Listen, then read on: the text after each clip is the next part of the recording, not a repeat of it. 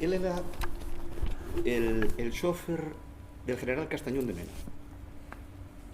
el que lo llevaba cada vez. Castañón de Mena iba a Belesar cada 8 días.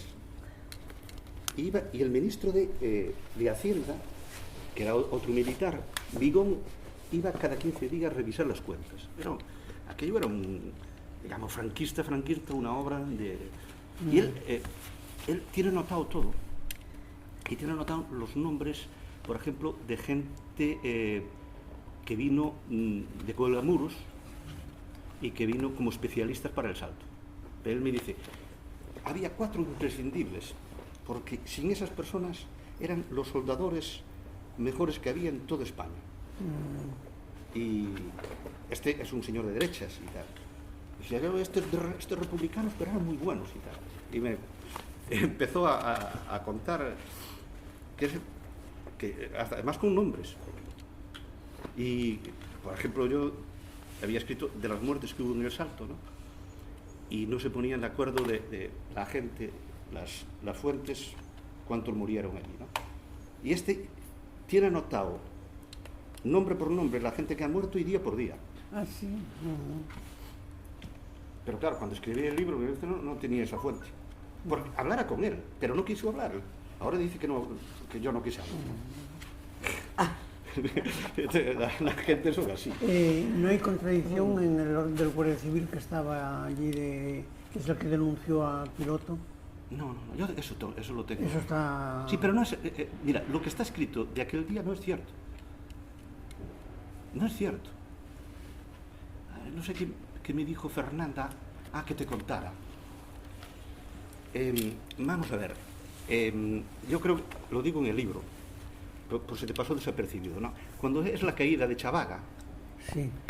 El que denuncia es el enlace de la casa. Sí. Porque hay un documento, después cuando lo detienen en Ponferrada, hay un documento del comandante... Arecibita.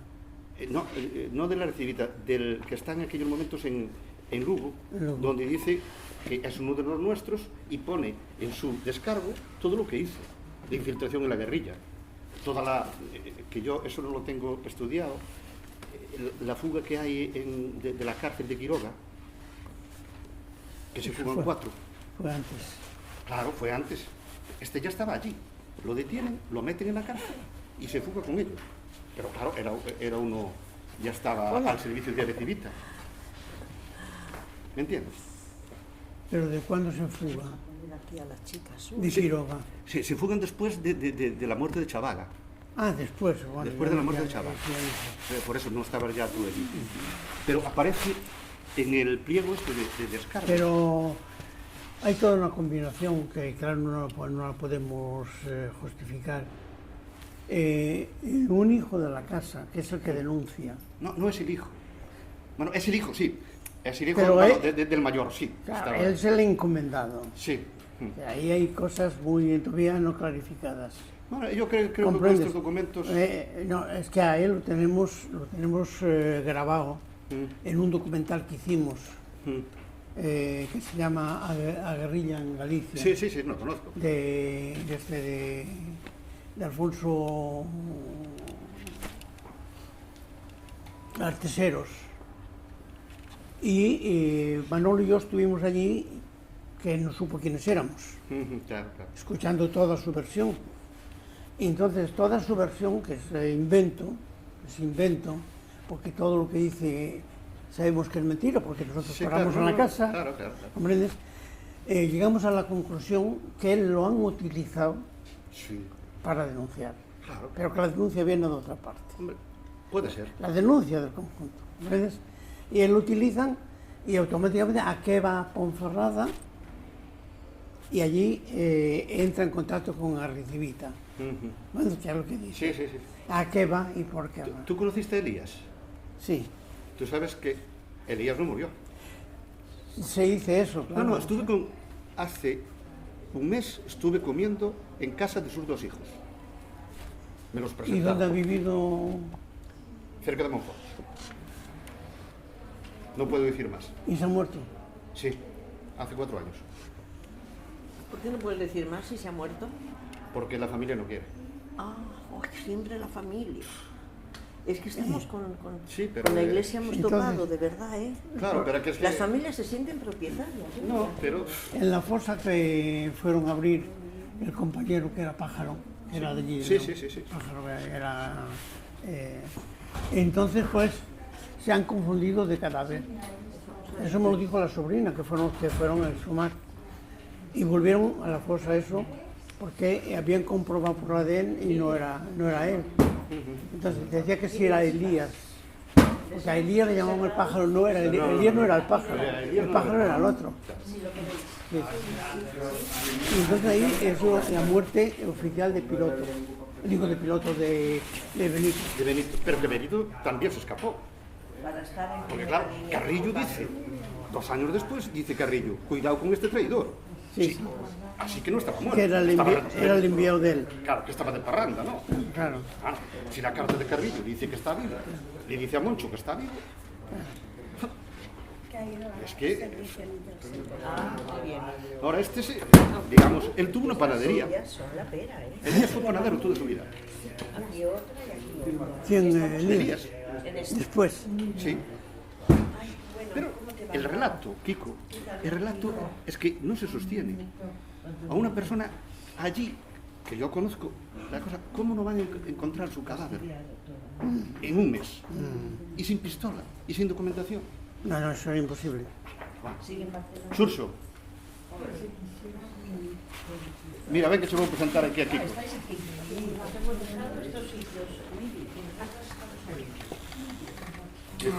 É Xurxo o que che dixen da revolta. Este é Kiko, o grande Kiko. Mira, este é a súa filla. Hola. Hola, ¿qué tal? ¿Qué tal? Esta está en Francia. E Kiko, bueno, pues xa sabes quen é, xa conoces, xa. Estuve falando da revolta, estuve falando da cousa e, bueno, quere falar contigo de eso e de... Porque, bueno, teñen a asociación de... Tenemos la asociación Comunidad Valenciana de Memoria Democrática, que es AGE Nacional y AGE Memoria Histórica del Valenciano. Y hacemos cosas en toda la comunidad, claro. Y sería bueno que nos entremos en contacto. Sí, luego nos intercambiamos. Y allí, bueno, Sí, que tenemos ahí, si has oído hablar del Marginal. Sí, yo oí hablar de vuestro casa. ¿Cuánto tiempo hace que lo tenéis? Abierto 16 años. Yo me parece que estuve una noche. Es probable. Tiene un patio descubierto con... Sí, Estuve allí. son 2 plantas que van por arriba. Y, o sea, lo que se hizo restaurar todo el edificio en su día. Y nada, se incluso su cultural. Y nada, a veces hacemos algo allí y vienes un día... Esas actividades permanentes. Sí, nosotros tenemos programación. ¿Y tenéis un programa gallego? Hey, hola. ¿Tenéis un programa gallego? Un programa, una programación de cosas gallegas. No, específicamente no. O sea, yo soy gallego, hay alguna gente ahí que es, pero no hay una cosa específica gallega. Pero yo que sé, en su día, cuando hicimos Nunca Más, que ella era de Escotarín, y yo la conocí ahí, el Nunca Más tenía su base ahí, era donde nos reuníamos, o sea... Sí, bueno, pues sí, cuando los conocí. Y eso. Revolta ni ha cabido para... ¿Qué? ¿Te vienes mañana? Muy bien. Ella también es... Pues, no sé, si quieres coger mi... te doy un contacto. Sí. Espera, te voy a... Dicen que es una virtud revolucionaria, ¿no, Kiko? La puntualidad.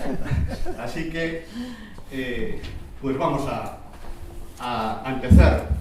No estoy muy contento de estar aquí, entre otras cosas porque llevo mucho tiempo colaborando con esta institución.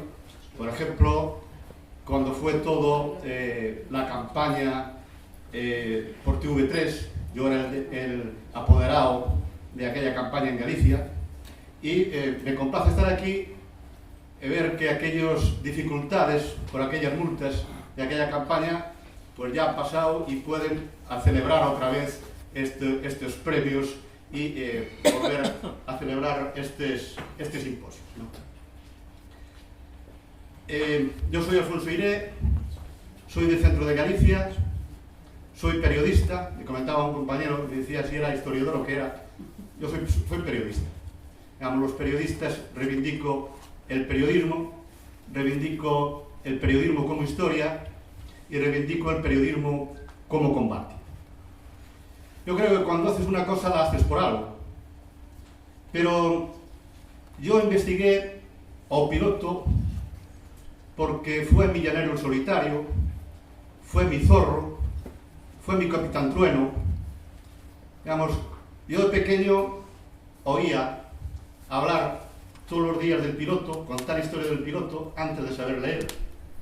Para mí el piloto era un gran personaje, un personaje mítico, una leyenda, porque el piloto ya era leyenda antes de que ser el último guerrillero muerto en combate en todo el Estado. La leyenda del piloto no vino por esa circunstancia, sino porque el pueblo necesitaba un mito. Y el pueblo, cuando necesita mitos, los crea.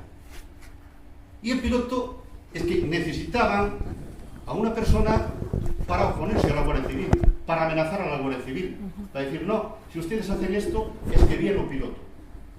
Bueno, por el medio también amenazaban a los niños. Juan Luis? Decía, no, que te viene el piloto. Y si no comes, te viene el piloto, si no duermes, te viene el piloto. El piloto servía para todo, ¿no?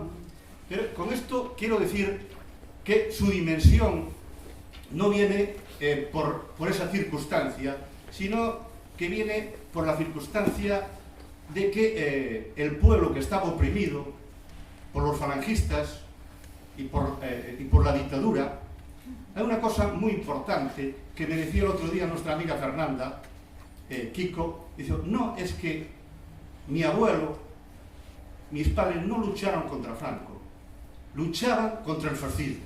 Franco era una circunstancia que dirigió, puesto por la oligarquía, pero no, la lucha de los guerrilleros no era una lucha contra Franco, era una lucha contra el fascismo, como se vio que muchos de estos guerrilleros después continuaron en Europa esa lucha.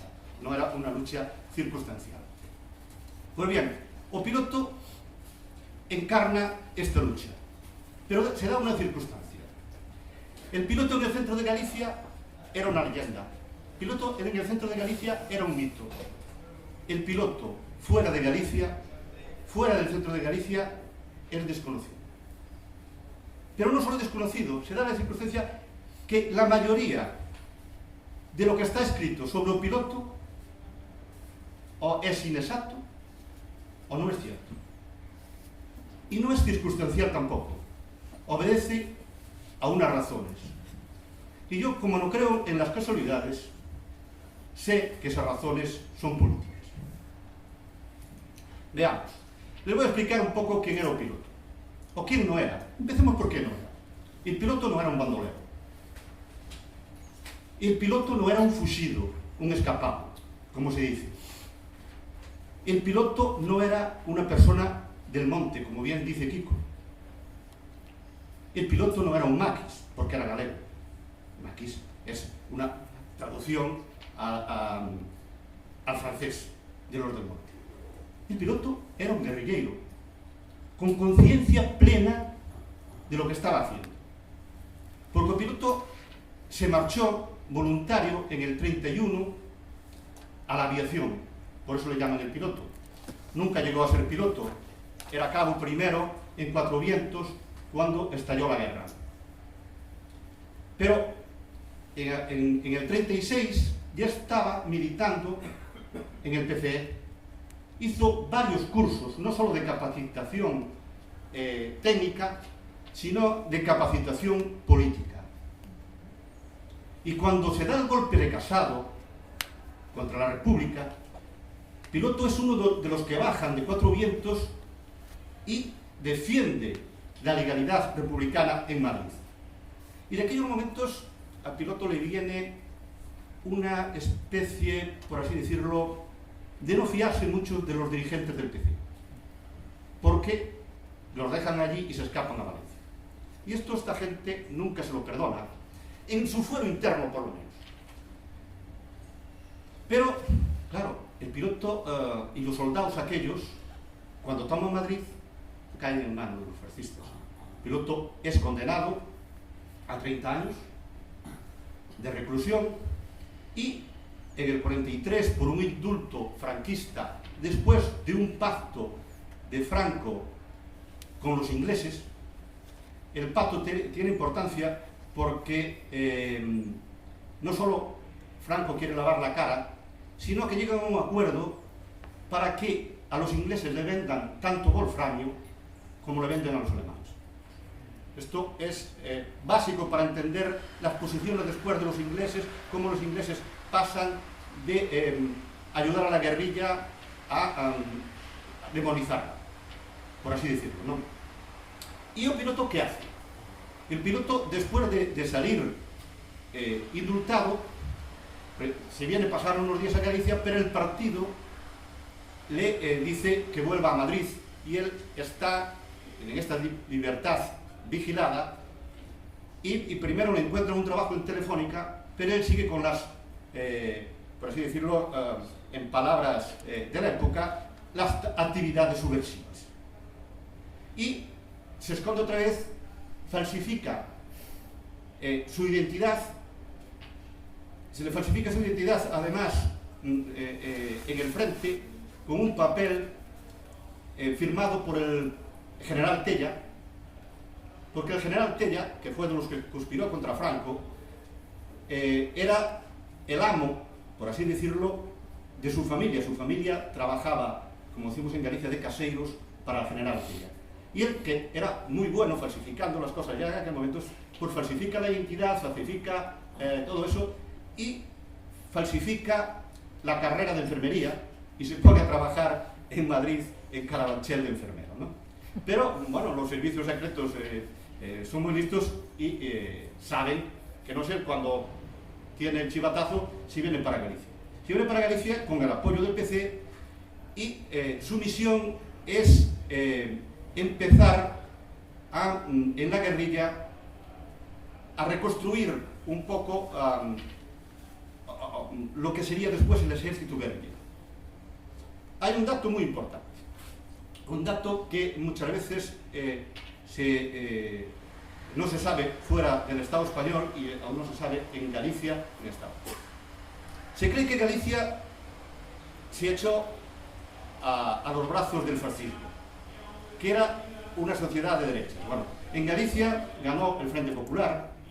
Galicia es cierto que fue tomada por los fascistas en un primer momento, pero Galicia fue en el primer zona donde se vio organizada la guerrilla. En el 38, pues se pone a andar la primera agrupación, que es Chapayel, digamos el guerrillero rojo. Esto está Guardarríos, están los hermanos Neira, está toda esta gente.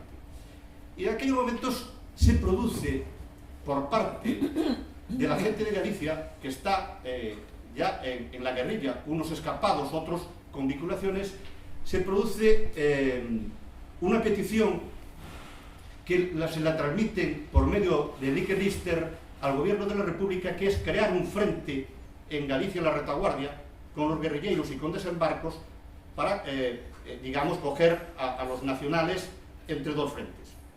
El gobierno de la República se niega. Se niega por una cosa, porque tienen miedo a que el Frente Catalán, con la autonomía catalana, que Galicia consiga la autonomía y que ahí haya dos, digamos, entes autónomos que trabajen por su cuenta. Y por eso estos guerrilleros quedan en aquellos momentos sin el amparo de la República. Hasta que en 1942, 2 años antes que en cualquier parte del Estado, se fundan la Federación Guerrillera León Galicia. Tengo que decir que además es León Galicia, Kiko, pero es el Bierzo.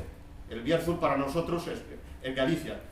También históricamente fue Galicia, Ban Gallego, etcétera, etcétera.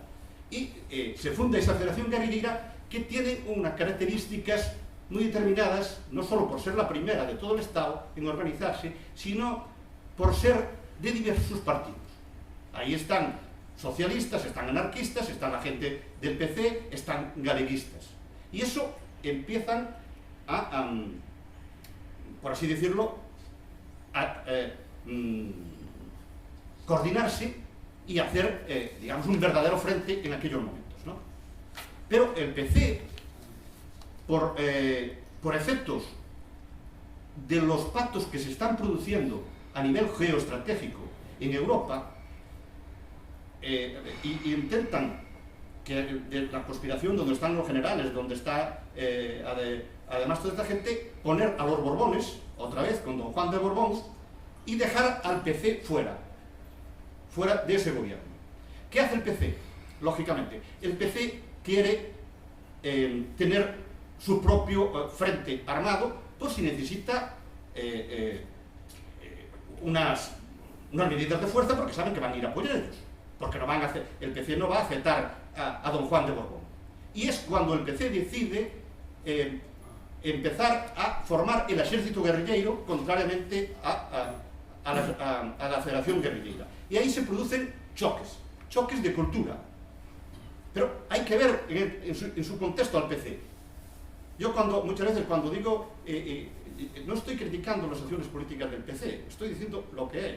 Si yo estuviera en aquel momento como dirigente político, podría hacer lo mismo.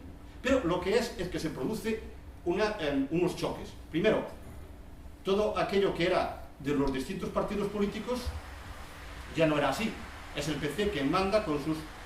Segundo, la elección que se produce de las cúpulas de las distintas agrupaciones no es por votación, como era en aquel momento, sino que se hace dirigida por los partidos.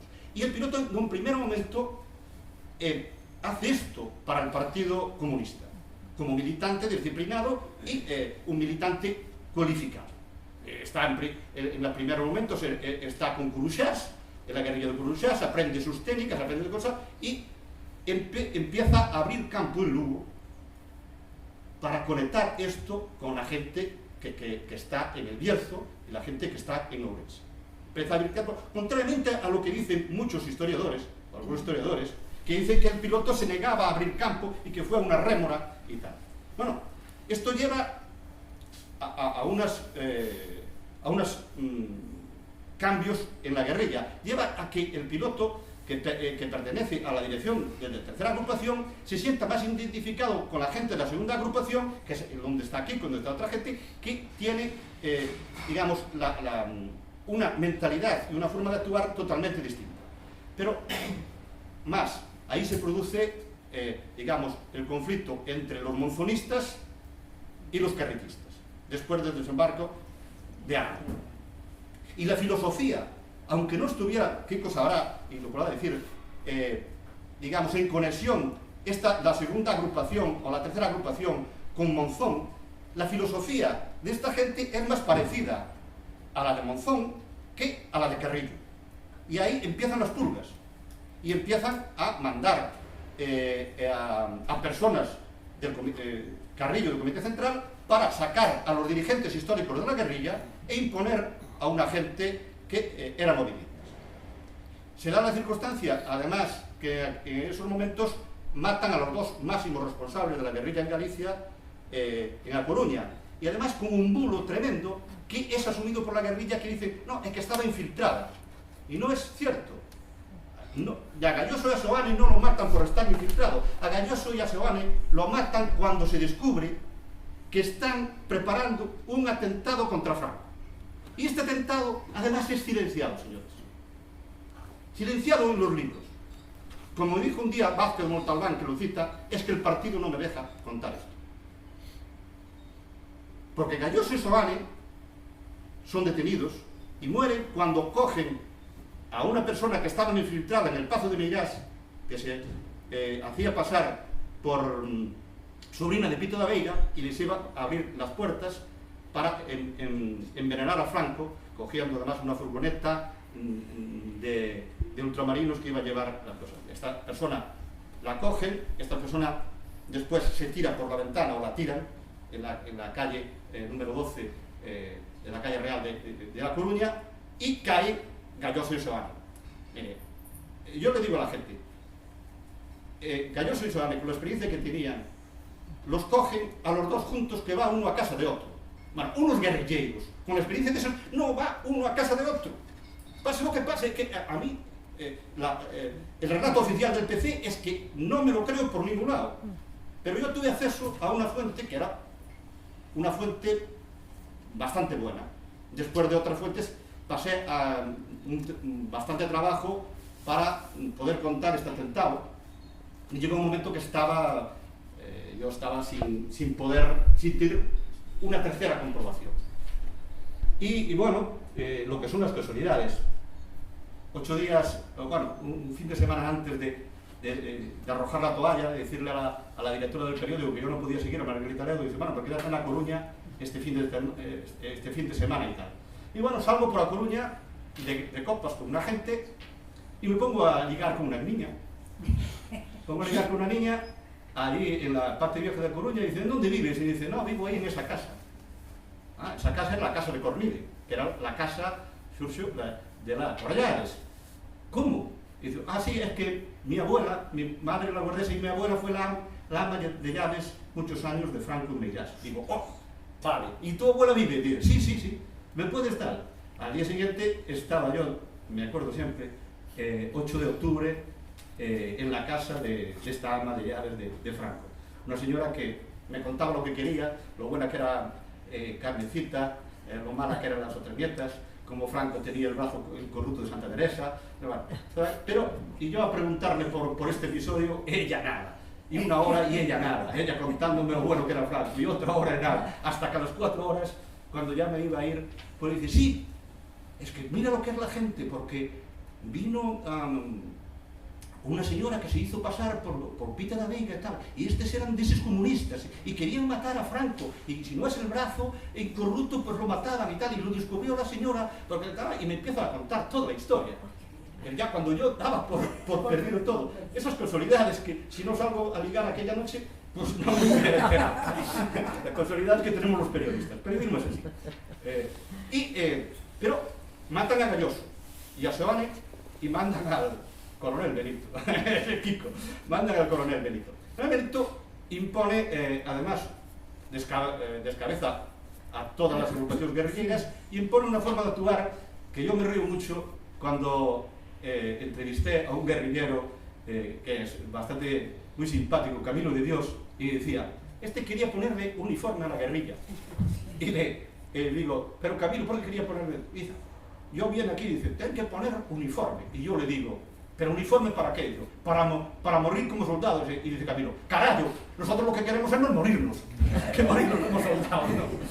Eso era un poco la idea de que tenía esta gente que viene del PC frente a esta gente, porque esta gente, como decía antes, esto no eran los del monte, esto lo vivían en las casas, tenían asambleas. Bueno, el piloto, en los últimos 5 años, del 60 al 65, yo tengo contabilizado solo en el municipio de Chantada, que tiene 36 parroquias, 8.000 habitantes, 105 casas que habían acogido a la guerrilla. 105 casas. Eso quiere decir, y lo que sabe bien, que si en una aldea hay 2 casas, además estaba enterrada toda la aldea, porque no se podía ocultar. No se podía ocultar. Eso es para los que dicen que o piloto ya estaba solo, que ya no era guerrillero. Lo contaré más tarde, ¿no? Bueno, se produce esto y el piloto se distancia, porque en el 48 el PC dice que hay que desmontar la guerrilla. Y este se distancia y pasa a una zona, que es la zona de Chantada, que está declarada zona fuera de conflicto. Porque era en el centro de Galicia, o sea, el centro de Galicia, y las distintas agrupaciones podían escapar para allí sin pisarse los terrenos, porque era muy importante, cada agrupación tenía su terreno, porque la guerrilla es así, para las infiltraciones, para, bueno, comprendéis, no voy a explicar por qué no puedes pisar el terreno a otra agrupación, ¿no? Sin su permiso, por lo menos, porque podía ser. Y esta zona neutral de Chantada, le permite al piloto y a su agrupación escapar de la zona que estaban más o menos quemadas y las zonas controladas por el Partido Comunista. Esto es básico para entender por qué sobrevivió tanto la guerrilla. Y él llega allí y llega de la mano no de la gente del PC, llega de la mano de la gente del PSOE. Quien lo pasa allí es Largo Caballero, un apodo. Ahora me he enterado aún el otro día que Largo Caballero estuvo mucho tiempo en Chantada y sus hijos estuvieron viviendo en Monfort. Esto me enteré esta semana también aún. Y, digamos, lo que es, aunque funciona por todo Lugo y Ourense, digamos, esa es la zona neutral que ahí no había cometido acciones la guerrilla desde los tiempos del 38 de Neira, de los hermanos Neira, y no está quemada esa zona. Y eso le permite a un piloto tener casas, tener infraestructura nueva, sin que esté contaminada o controlada por el coronel Benito y, como dice Kiko, sus secuaces. Y eso es lo que le permite sobrevivir, a fin de cuentas. Porque el PC no lo hace. El PC lo localiza otra vez en el 52. Y va el enviado de Carrillo, Pepito, y tienen una reunión que yo la relato en el libro, una reunión muy tensa, donde al final el piloto saca la pistola y dice, mira, aquí mando yo. Y, como dice Kiko, al piloto y a su gente, en ningún momento el PC les dijo que tenían que abandonar la lucha armada, pero no les dio salida hacia afuera. Contrariamente a lo que se piensa. Yo tengo una fuente buena en estas cosas, que es Mireia, que fue la mujer del piloto. Fui el que primero la entrevistó en el 79, cuando sale a la luz, y tuve una magnífica relación con ella un tiempo, hasta que después se meten por el medio los de PECOE y la gente de Lister, y como Mireia iba a entrar en el nacionalismo, en la UPG, pues la hacen de alguna manera que se enfadase conmigo. Después retomamos, al final de su vida, que ella viene a vivir a Vigo, retomamos otra vez las relaciones. Pero Mireia tiene una cosa, como todos los guerrilleros, porque Mireia no era la mujer del piloto, ella era una guerrillera más. A ver, que esa idea de que las mujeres solo eran enlaces, no es cierto. No es cierto para nada. Es que el papel de las mujeres, sobre todo en Galicia, en la guerrilla, está infravalorado e infraestudiado, ¿no? Y Mireia tenía una cosa, no cuenta nombres. Siempre me contó hechos, pero no nombres. Aún pasa ahora. Hay un viejo militante que fue de enlace de la guerrilla, y yo le decía, cuando hicimos el documental sobre el piloto, hombre, me dice, Alfonsinho, yo no soy un chivato. Claro, porque la gente y los historiadores que van a Galicia y que van a estar, pues no entienden eso. Y dicen, no, es por miedo. No, es que los estatutos de la guerrilla dicen que no se hable. Y los estatutos del PC decían que no se hable. Y la gente cumple eso como cumplía mi abuelo. Mi abuelo no me hablaba del piloto. Cuando fue detenido por ser, digamos, colaborador del piloto. Pero mi abuelo no hablaba. Hablaba mi padre, hablaba los vecinos. Pero mi abuelo no hablaba. Porque mi abuelo era de la guerrilla. Claro. Y no podía hablar. Esto no lo entienden mucha de la gente, como Helmut Hay, como esta gente. Dice, no, es que es el miedo. No es el miedo. Es que se siguen considerando guerrilleros. Bueno, el piloto adapta, acata las órdenes del PC, lo que es capacitarse para unas nuevas funciones, lo que es defender a las estructuras y a los aparatos, lo que es defender a la gente. Eso yo creo que es el que se adapta mejor a las directrices. Lo que pasa es que el PC cambia de directrices y el piloto se queda con las directrices de siempre. Y el piloto no abandona. ¿Y por qué no abandona el piloto? Hay muchas explicaciones, todas malas. porque tenía a Mireille. Mireille salió, su compañera salió 2 veces a Venezuela a operarse. Además, es muy bonito. Quien le falsifica los papeles era el alcalde de Chantada, que era abogado, y que era, estaba casado con una hija del jefe de la Falange, de Chantada. Me lo ha contado hace algunos años. Y el que le falsifica los papeles para que Mireille se vaya, que tiene una hermana en Venezuela, se vaya a operar, ¿no? Así que el piloto no se marcha por no dejar a Mireille, el piloto no se marcha. El piloto no se marcha, como decía Mireille, que decía, esta tierra me hizo nacer y esta tierra me va a comer. Pero no se marcha porque la guerrilla tiene una función, aún. La guerrilla tiene una función. ¿Cuál es la función de la guerrilla? La función de la guerrilla es que ni los falangistas, ni la Guardia Civil hagan estragos en la gente del Frente Popular, en la gente que colaboró con la guerrilla, en la gente de izquierda. Y si miramos las estadísticas de Chantada y de aquella zona, vemos como siendo del Frente Popular se produce una cosa: no hay casi masacres, no hay paseados, no hay nada, por el miedo a la guerrilla. Porque en los años 60 la gente, la gente del piloto aún metían el panfleto por debajo de la puerta de los carteles diciéndole: vosotros sois hijos del pueblo como nosotros, en gallego, ¿eh? Vosotros sois hijos del pueblo como nosotros. No tenemos nada contra vosotros, guardias civiles. Nosotros estamos contra los falangistas y contra los fascistas. Si vosotros portáis bien, no tenemos nada. Y bueno, y hay un entente que me contaba, por ejemplo, mi padre, como muchas veces, y otros guardias civiles tenían una consigna que era: llevaban el mosquetón hacia abajo. Y sabían que esa gente, hay una cosa que es dato de un libro de mucha tensión, que en el puente de Belesar se encuentran 6 guardias civiles con 8 guerrilleros. A niebla de noche, y claro, aquello, la tensión se mascaba. Y cómo pasaron, se saludaron por el medio de la niebla, unos no dispararon y otros no dieron nada, cada uno fueron para su lado y no pasó nada. Pero un sargento de la Guardia Civil de Sernández, era una de las bases de un piloto, era en su casa. Inaudito, pero era cierto.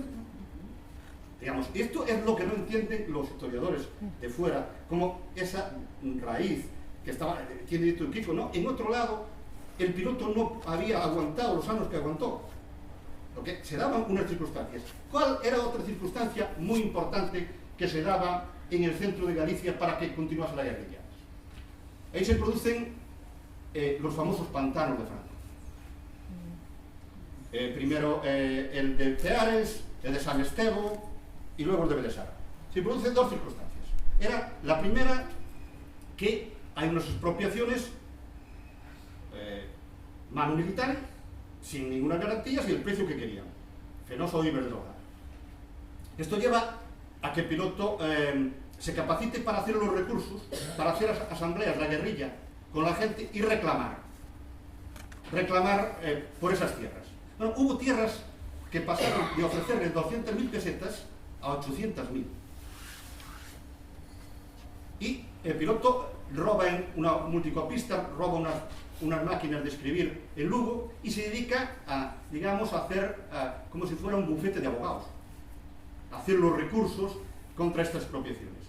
Pero no solo eso, hay otro dato muy importante para entender que la guerrilla sobreviviera en el centro de Galicia. Y es que a estos embalses vienen a trabajar muchos presos políticos, sobre todo de gente que estaba trabajando en Cuelgamuros, y la trasladan al embalse de Belesar, al embalse de San Estevo y después al embalse de Ceares. Son gente muy cualificada y que sin esas personas, que de aquellas en el franquismo no tenía posibilidades, sería muy difícil hacer estas grandes obras, porque el embalse de Belesar fue el embalse más importante que se construyó en Europa de aquellas y el que cambió toda la construcción en Europa. Porque es la primera presa que se hace de bóveda con curvatura. Un dato, para que entendáis lo que significó el embalse de Belesar. Antes del embalse de Belesar, si tenía 100 metros de altura, la presa tenía que tener 90 de ancho.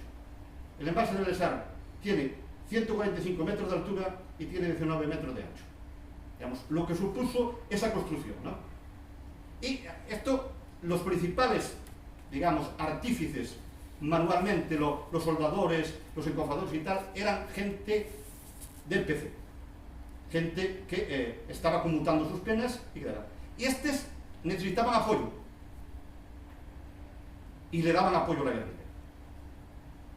Por eso, allí llegó, según mis datos, no son porque unos dicen una cosa, pero en el Balse de Belesar llegó a haber 450 presos, que es mucho, muy politizados, y esto es lo que lleva a que la guerrilla siga sobreviviendo. Pero también necesita un apoyo esta gente, y es gente que está como piloto en Carabanchel y se conoce, por eso continúa. Otro dato muy importante: la guerrilla es también una especie de socorro social, y los golpes que daban, eran muchas veces para socorrer a las viudas, a los hijos que habían quedado. Yo me he encontrado con gente ahora, después de sacar el libro, después de hacer el curso, que me dice: yo he estudiado gracias a un piloto. Una mujer: yo he criado a mis hijos gracias a un piloto, yo he hecho gracias a un piloto, ¿no? Eso es una cosa que tampoco se cuenta. Yo cuando hice el documental, que fue antes de salir el libro, me llama una persona del Hospitalet de Llobregat y me dice: soy Pepe, soy de Hospitalet, el día antes de que mataran a un piloto me dio 500 pesetas. Y le digo yo: ¿y tú cuántos años tenías? Y dice: yo tenía 5 años. ¿Y cómo sabes que era el piloto? Y decía: si pasase el hambre que pasé yo y sabes lo que nos valió aquellas 500 pesetas, no me preguntaba usted eso. Después me he entrevistado con él, lo he conocido y me ha contado toda la historia. Y yo tenía ese día, además, que no sabía dónde había estado el piloto. Había salido de la casa de Tresolteiro, había cogido, lo habían llevado a Chantada en el coche Oleiteiro y tal, pero no sabía, esto fue cerca de Monforte. Y este me cuenta toda esa historia y cómo su padre sabía eso, y cómo tenían la certeza que reveló 500 pesetas de aquel momento. Digamos que esa labor, que la gente no la iba a reconocer, no la iba a decir, pero que sí que funcionaba. Y funcionaba además de algunas veces, yo lo bueno que era la guerrilla, algunas veces, yo he estudiado las guerrillas de Tudela. Cuando me mandaron a la guerra, me mandaron a la Academia de Toledo y de simple soldado, ¿no? Pero tablé allí amistad y los cursos que hacían allí, a mí me pasaban todos los cursos, y yo me dediqué el año que estuve allí a estudiar los cursos de guerrilla, para entender la guerrilla, ¿no? Y hay una cosa que se cuenta de un piloto y se cuenta de otras personas, que es muy bonita, ¿no? Dice: no, el piloto iba una mujer con su hijo, por ejemplo, una verídica, iba la mujer de allí, de Esqueirón, para la feria con su hijo, y le sale el piloto y le dice: dame el dinero, y ella le dice: ¿cómo voy a dar que voy con mi hijo para el médico y si me sacas el dinero y tal? Y dice el piloto: bueno, dámelo igual. Y dice: no, si me espera usted, mañana voy a vender una vaca y le doy el dinero y tal. Y el piloto va y dice: bueno, si voy por el niño, y le da 5.000 pesetas para que cure al niño. Bueno, la historia real es muy distinta. La historia real es: el piloto paraba en aquella casa y, claro, el dinero deja un rastro muy grande, y más en aquella cosa de miseria. ¿Qué hacían? Se inventaban que le saliera al piloto a atracar y que le diera el dinero, que se apiadara. No, la verdad es que le pagaban para que al niño curase, pero no puede decir. Claro, lo hacía muy bien. Pues esto, hay más historias así reales. Y dicen: bueno, a mí me contaba mi abuelo, por parte de padre, que un día también iba con las bestas cara Monforte, y que saliera también el piloto, que le pidiera dinero. Y dice: oye, que llevo muy poco, que tal, y tengo que comprar la besta. Y dice: bueno, pues dame lo que, porque necesitamos para comer, no sé qué y tal. Y dice: bueno, y después le dice uno: pero es el hijo, es el Javier, que tiene muchos hijos, bueno, que nos dé 200 pesetas. y después me vuelvo a correr. Dice, no, de allí a 15 días iba cada Esqueirón para la feria y viene y me da 5.000 pesetas. Yo, mi abuelo ayudaba a la guerrilla y es otra cosa de pagar y tal, ¿no? Pero ellos sabían contarla muy bien. Claro, no van a decir, no, es que me dieron 5.000 pesetas el piloto, porque si no, ya te llevan a... Por ejemplo, se dice, y escriben todos los historiadores y pseudohistoriadores, que al piloto lo mataron porque fue aquel día a una casa a robar. Y que después Darío lo delató. La historia no es así. No sería nada contra la Guardia Civil, en el sumario. El piloto no iba a aquella casa a robar, aquella casa era una casa de apoyo. E iba a pedir comida, como pidió aquel día los chorizos, que después lo mataron, y pan. Pero, ¿qué pasa? Que la Guardia Civil lo sabía. Estuvo 2 años vigilando la casa. No lo habían encontrado. ¿Qué hicieron? Amenazaron a Darío y a su padre, si viene por aquí un piloto y sabemos que vienen, ustedes van a la cárcel por colaboración. Y le hicieron chantaje y tuvieron que denunciarlo. Pero no robó, como bien dice el sumario de la Guardia Civil, en esa casa, y como dicen todos los libros que robó, no robó en esa casa. Robó en otra casa, en Alhama, 15.000 pesetas, porque cuando lo mataron traía 15.325 pesetas. A un terrateniente que había allí, que el tío escapó para mejor, pero no en esa casa, como dicen todos. No, lo que pasa es que en aquellos momentos se da una circunstancia que redobla contra la guerrilla el acoso. Y redobla contra la guerrilla el acoso por una razón principal. Porque Fraga y Iribarne pone a andar los 25 años de paz.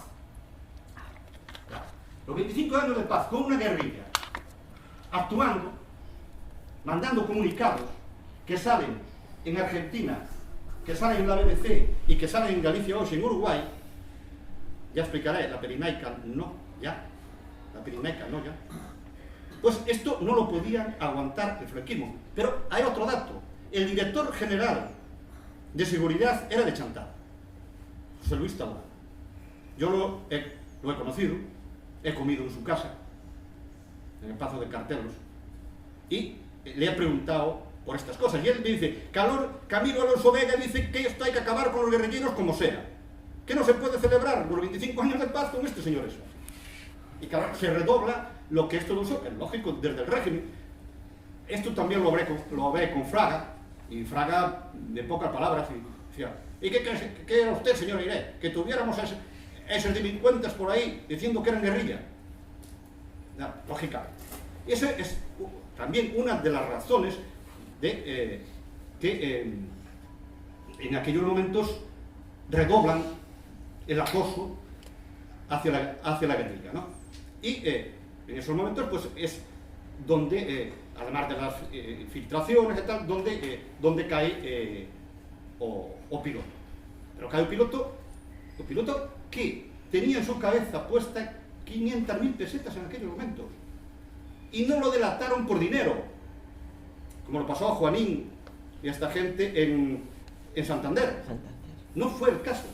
Darío fue a avisar, pero fue a avisar por miedo. Por miedo, porque si no, sabían que estuviera allí y lo metían en la cárcel por colaboración con banda armada, ¿no? Pero no por delatar. Y en aquel momento se produce también un hecho muy importante, que es el cabo primero, que después se asciende a sargento y después a brigada, Angelito, que es el que mata a Gara de Ríos, lo trasladan a Chantada y lo meten de jefe de seguridad del Salto de Belesar. Que es, además, cuando hacen los saltos, hay 2 puentes solo por donde puede pasar la gente, y uno es por el Salto de Belesar. Y aquellos controlan desde un edificio puesto allí, todo acristalado, hecho por el general Castañón de Mena, a imagen y semejanza del que hizo Mussolini en el lago Como, es una réplica, pues controlan todo lo que pasa. Y es este Angelito quien manda el operativo y quien consiguen aquel día matarlo, ¿no?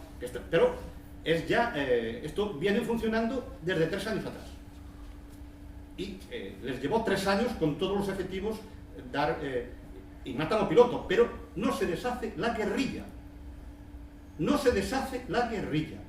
No es como dicen, no, que ya no existe guerrilla. Vamos a ver, dice, no cometían atentados, porque sería un suicidio cometer atentados, señores. Ustedes no saben nada de guerrilla. La guerrilla es adaptarse a las circunstancias principalmente, y a las situaciones. Eso es la guerrilla. Claro, la guerrilla ¿qué les valía matar a un guardia civil? O hacer descarrilar un tren. De nada. ¿Qué hace la guerrilla de aquellos momentos? La guerrilla de aquellos momentos y la gente que se queda sin un piloto sigue funcionando. Sigue funcionando tanto que cuando nosotros empezamos a montar el nacionalismo otra vez, en el 64, pero en el 72, yo empiezo a colaborar y a montar las comisiones labregas en la clandestinidad, el sindicato labrego galego.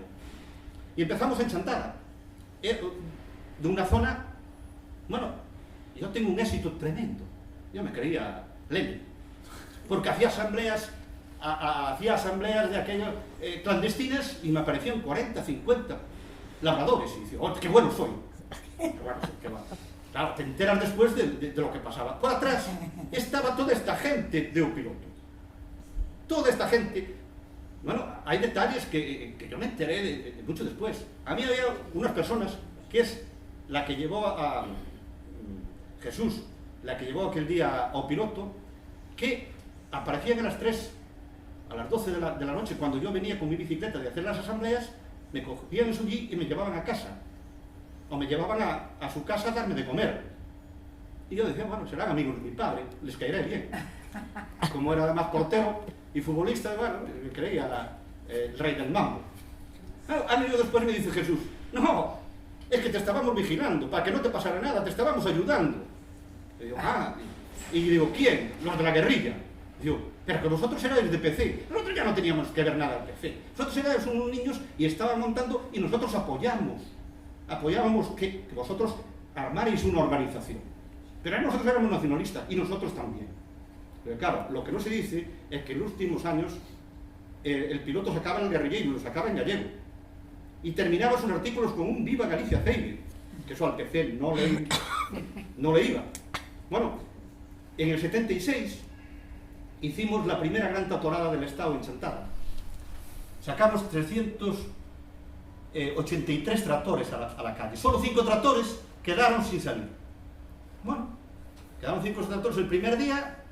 El segundo día hicimos una asamblea y me dicen la gente, vamos por esos 5 tractores, a quemarlos. Y yo, haciendo de líder y tal, dice, no, quemarlos no, tal.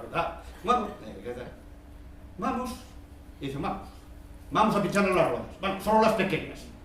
Bueno, vamos allí, al primero, ¿a dónde íbamos primero? Bueno, primero vamos a Cerralleiro de Viana. No, vamos a Cerralleiro de Viana, llegamos allí, y hay 4 y le pinchan las 4 ruedas. Bueno, yo me enfado, pero no acordamos y tal. Bueno, ¿quién es el Cerralleiro de Viana? Cerralleiro de Viana es quien denuncia al piloto y se produce la caída de Santa Eugenia, con esa batalla tan importante donde intervienen, eran muchos guerrilleros, intervienen 155 fuerzas del orden que los rodean y salen todos sin algunos heridos, pero sin, estaba el segura, todo el médico, bueno, toda la gente que has conocido, y logran escapar del cerco. Y quien denuncia era este hijo de puta, que yo lo he conocido bastante, así lo he tratado, pero en aquel momento no sabía quién era, porque era en su aldea, era una mala bestia. Y el piloto fue 2 veces llamarle la atención, dice, con que siga usted así, tomamos medidas. Y este es el que denuncia. Bueno, pues los 4 que van y que le pinchan las ruedas eran 4 hijos de la gente que detuvieron cuando lo denuncia este. No hay casualidades, ¿eh? No. Eso me he enterado después. Y dice, coño, ¿y este? Sotelo, este. Digo, claro, cuando tengo el sumario, digo, eran los hijos.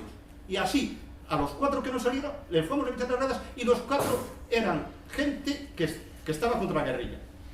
Digamos, que aquella gente, en el 76, no daba puntada aún sin hilo. No daba puntada sin hilo. Claro, esto yo no lo sabía. De aquellas me creía que las circunstancias que llevaban. Pero no.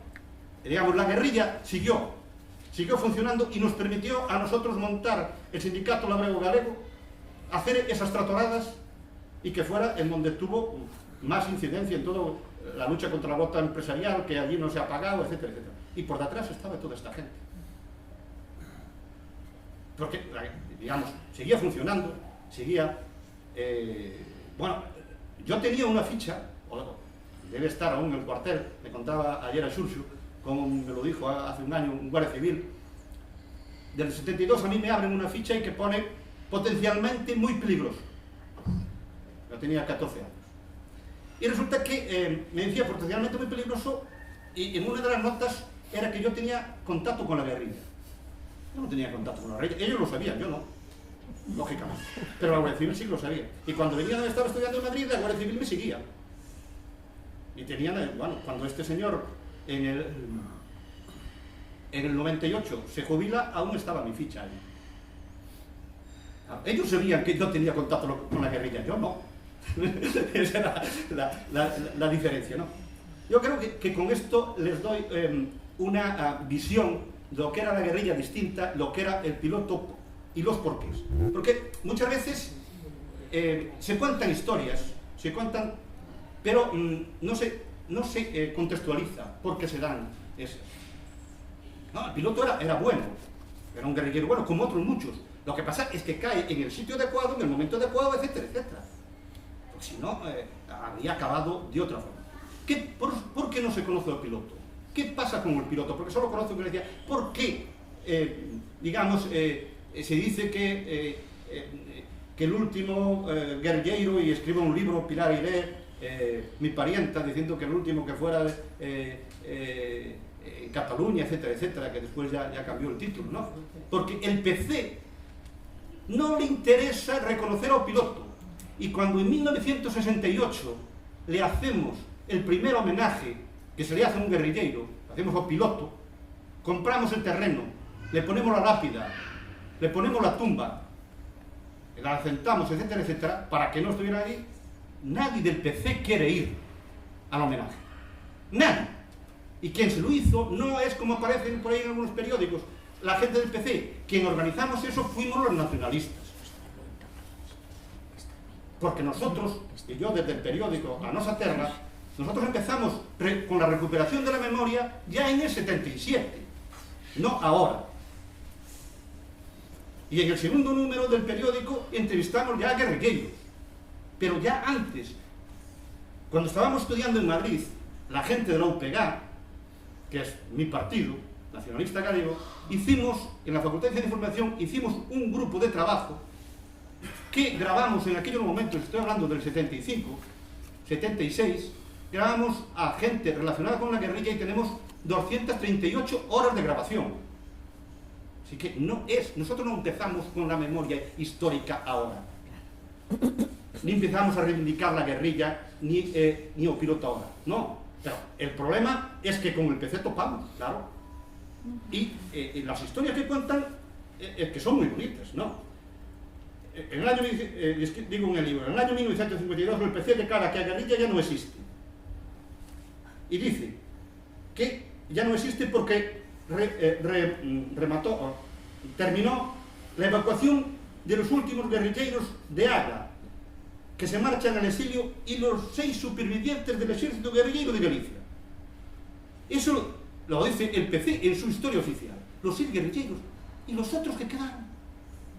No, marcharon 6, pero digamos de la agrupación cuarta, que era la agrupación Santiago Carrillo, que lo tenía, digamos, controlado Santiago Carrillo. Ahora, si vemos la historia del PC, es que en el 1959, con el 20 aniversario del fin de la guerra, la historia del PC tiene 94 páginas y solo dedica al movimiento guerrillero una página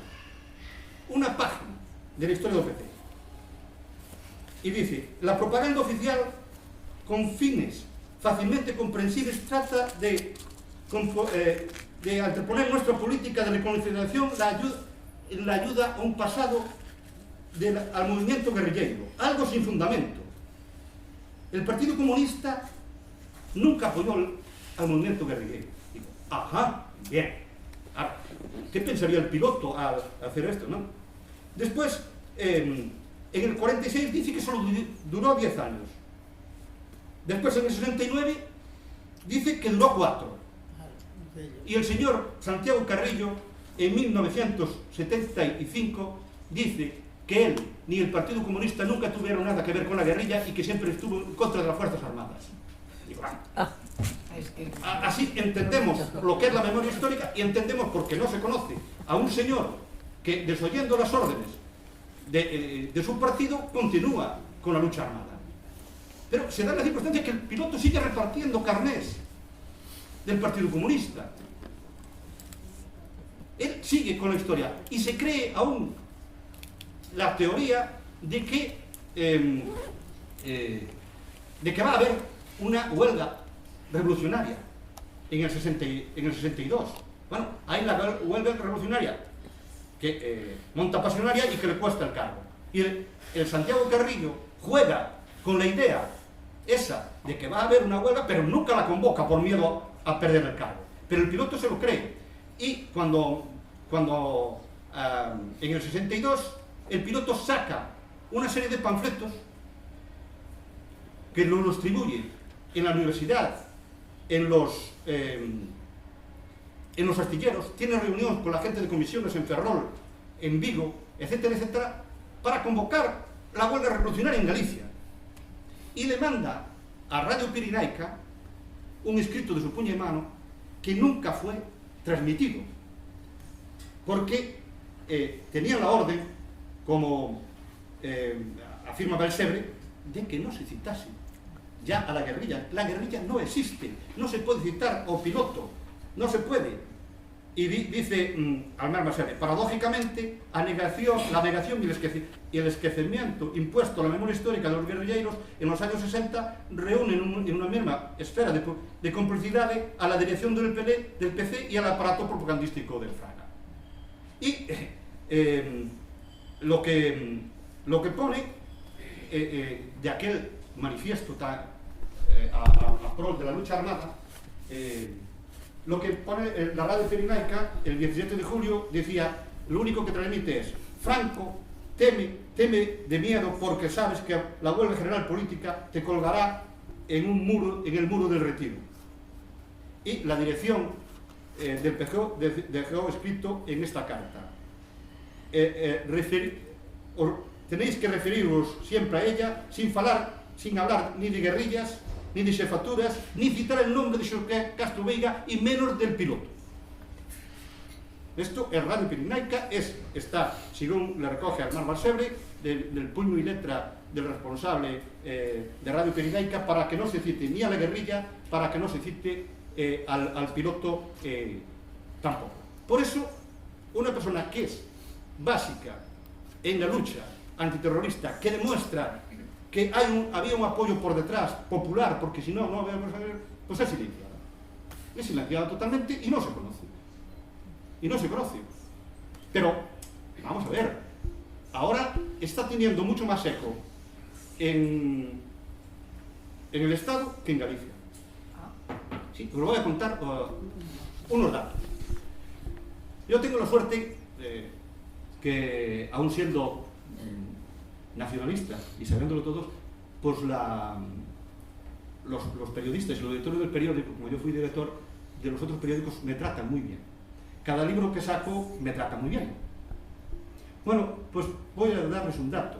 Saca más esta semana el Temps del piloto que todos los periódicos de Galicia juntos.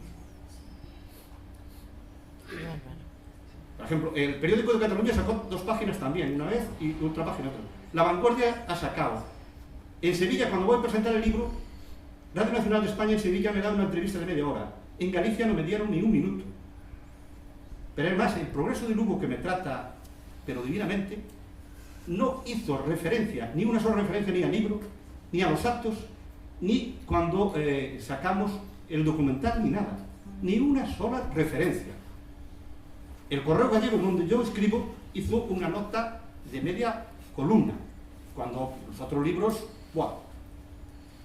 Para que contarle más, Radio Nacional, ni Televisión Española, ni nada, no me hicieron entrevista ni me hicieron referencia. Ahora sí, cuando sacan ahora, y no es por la guerrilla, Porque ahora, cuando sacaron este libro, esta novela del periodista de Extremadura, Raimundo, pues eso, La Voz de Galicia le dio 2 páginas. Y a mí me dio una nota así, diciendo que se celebraba la presentación, que no es la guerrilla, es el piloto. Y es que no pueden asumir, ni quieren asumir, pero se organizó la guerrilla y el último lugar donde la gente depuso las armas. Y esto no lo admite el franquismo y no lo admiten las élites dirigentes. Porque yo, digamos, Pepe de Cora, el director general del Progreso, es militante del PC, ayuda al PC.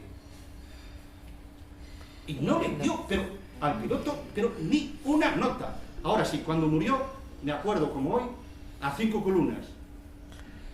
Muerto, el forajido, me acuerdo de la palabra, tristemente célebre, o piloto, embelesado, tristemente célebre. Ahora, hoy no existe. No existe. No existe. Existe Fouceres. Bueno, existe, por ejemplo, cuando en la zona de Ferrol hacen todos los años a los guerrilleros de allí, La Voz de Galicia le da páginas y páginas, pero al piloto no. Claro, y después vemos, por ejemplo, por qué historiadores como Helmut ponen a parir al piloto. ¿Por qué otros historiadores gallegos, nuestros amigos, buenas personas, no hablamos de Reigosa, pero nosotros, es cómo ponen a parir todos los pilotos, diciendo que ya no era guerrillero, que era forajido, aún hoy. Y los datos se los saltan. Y además se niegan a reconocer los datos. Bueno, Helmut iba a sacar un libro y después de 8 horas de conversaciones con él, con documentos por el medio, no lo ha sacado.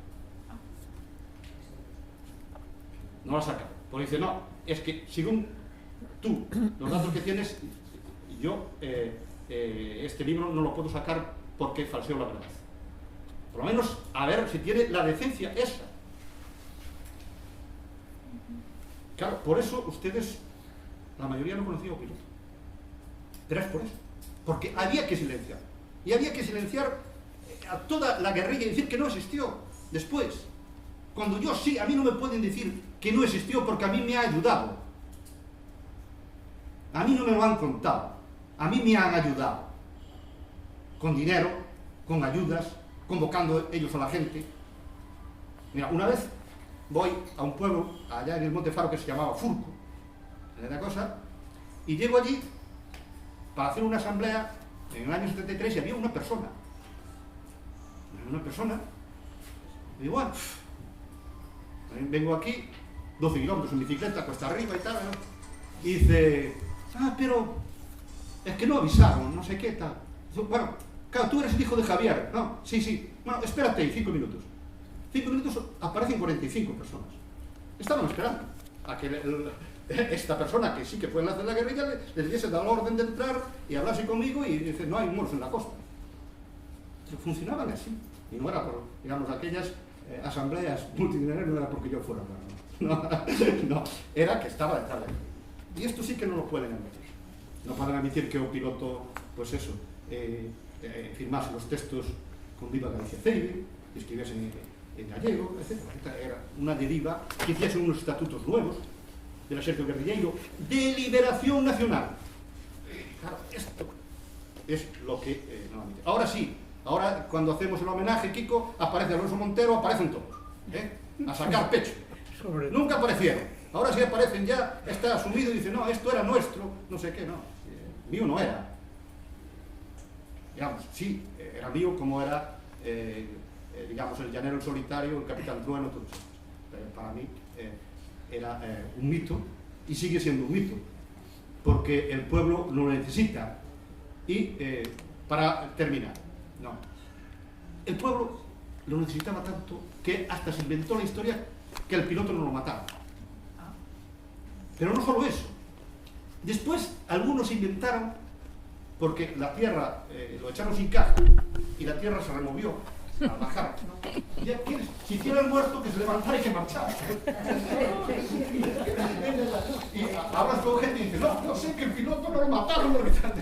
Bueno, la gente, ¿qué necesitaba? Que sigue existiendo el piloto. Lo necesitaba y lo resucitó. Muchas gracias.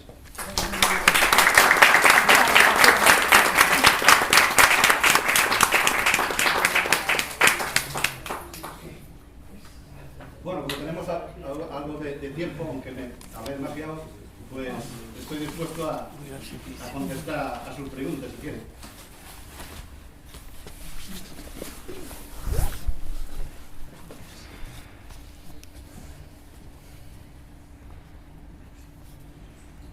Si no, levantamos la sesión y para que descansen un poco, que después viene Kiko y es que nos has dejado muy impactados. Mucho más interesante. Tendríamos que reflexionar.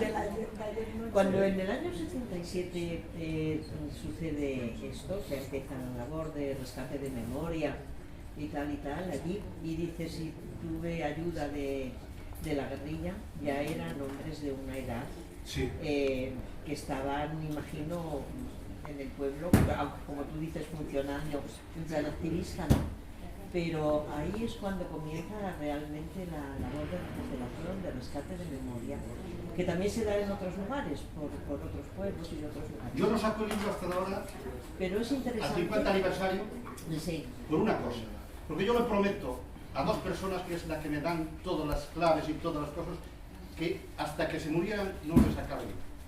Tuve que prometerles eso.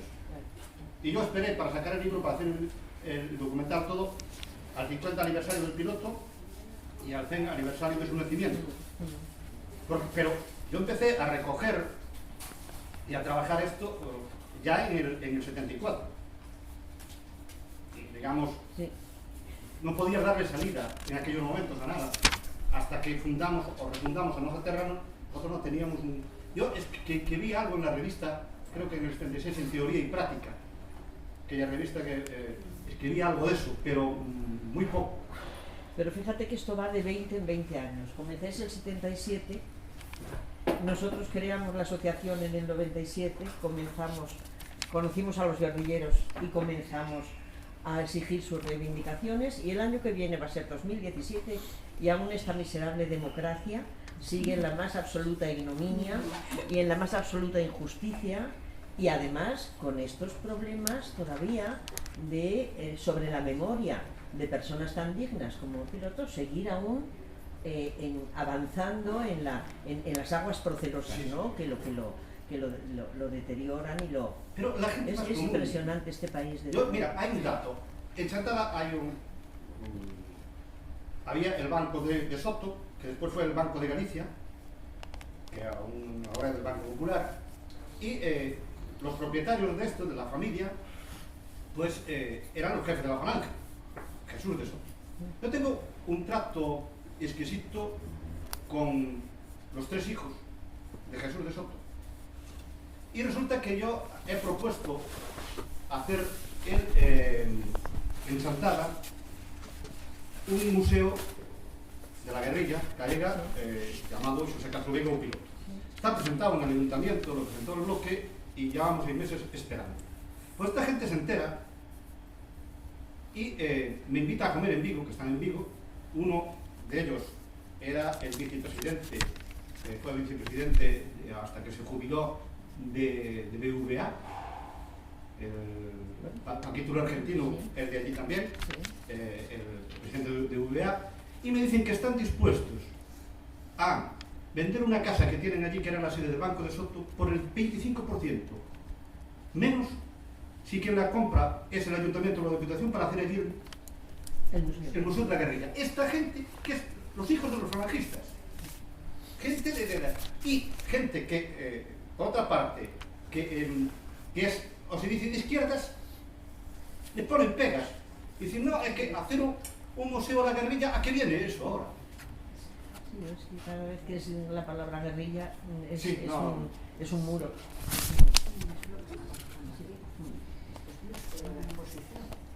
Yo me enfado por una cosa, yo me enfado además algunas veces con gente de la recuperación de la memoria. Entonces, es que siempre estamos reclamando los muertos.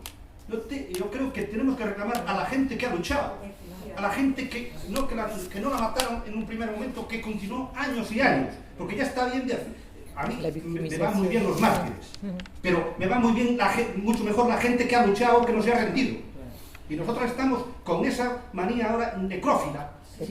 Yo no reclamo al piloto que han matado, yo reclamo al piloto que no se ha rendido y que estuvo contra viento y marea ahí, que es muy distinto. Y a algunos les va muy bien porque los muertos no pueden hablar, pero los vivos sí que pueden hablar y pueden contar, y a algunos no les interesa lo que cuentan, claro, y no quieren darle voz, como le pasa a Kiko, como le pasa a otra gente. Claro, ese es el problema. Y el problema es que gente pseudo izquierdas hacen libros, como pasó con Carlos Casares, Sursu, y dice, Camilo de Dios me dice, gracias que se murió, o sea, ese hijo de puta lo mato yo. Porque va junto a él y cuenta una historia totalmente distinta del asalto al cuartel de Ourense, donde 2 guerrilleros van y asaltan el cuartel contra 45 guardias civiles, es decir, los ponen como idiotas, como tontos, pero ¿cómo yo voy a asaltar ese cuartel? Claro, es que hay historias que no quieren y que las están contando y le están contando mal. Y le están contando mal por ideología, no porque no sepan. A ver si nos enteramos. Claro, y la gente derecha tiene las cosas muy clarísimas. ¿No? Una anécdota de Fraga. Nosotros teníamos una editorial, sacábamos libros y sacamos una serie de historia de Galicia, de libros pequeños de historia de Galicia, y que era muy bonito. Yo lo mando a Fraga, el presidente, y me manda una carta muy laudatoria sobre el proyecto, ¿no? Bueno, un día en el Parlamento le mando nota de, presidente, quería hablar con usted. Y dice, mire, muchas gracias por esta cosa, y no sería bien que estos libros los mandase usted a los centros gallegos y tal, para que conocieran la historia de Galicia y tal. Y me dice, señor Iré, usted es muy bueno en lo suyo, pero yo sé mucho de política. Y este libro solo hacen hacer nacionalistas, y yo no le voy a expandir el nacionalismo a usted. Fue muy sincero. Claro, pero... Sí, pero eso, y te lo dice así. Pero la otra gente, subrepticiamente lo que hace, pero no quiere, muy bien, pero vamos a hacer esto, pero esta gente que ha muerto, esta gente no sé qué, pero no enfocar el problema. Y yo, en Sevilla tuve un debate muy importante con gente que era del PC, viejos comunistas, luchadores, y dice, usted está contra el PC. No, yo no estoy contra el PC. Y yo, si fuera Santiago Carrillo y fuera dirigente político, podría hacer hipotéticamente lo mismo. No digo que no. Yo lo que estoy explicando es lo que hizo el PC.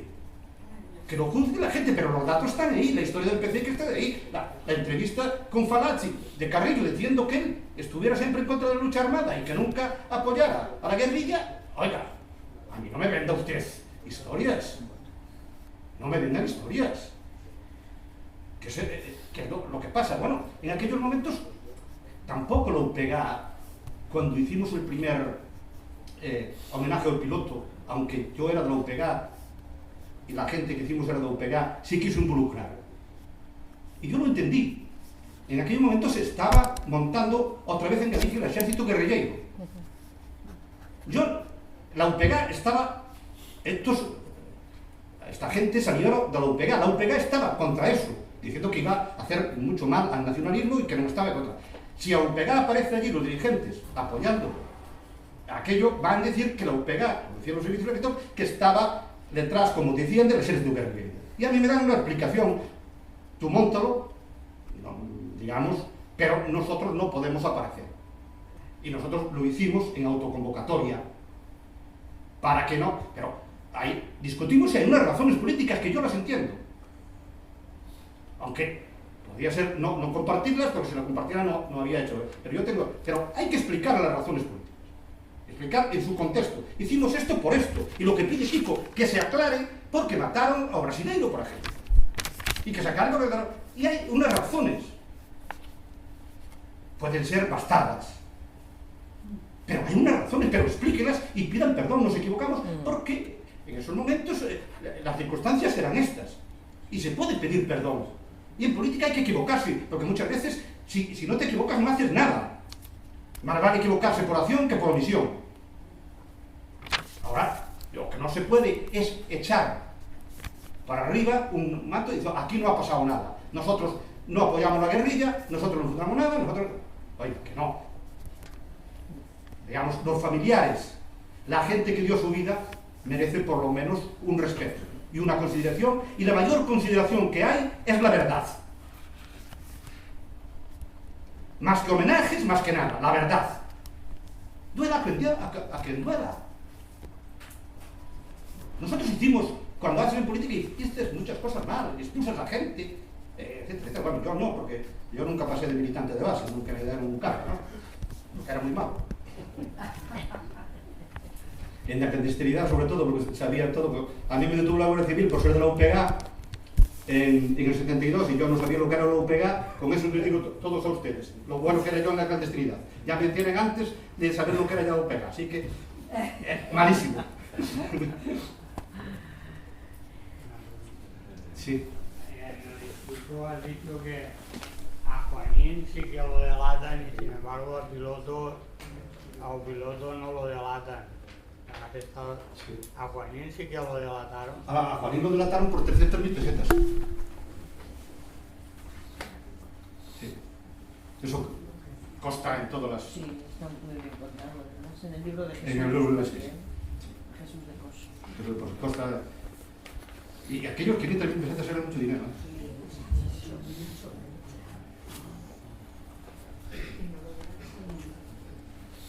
Sí.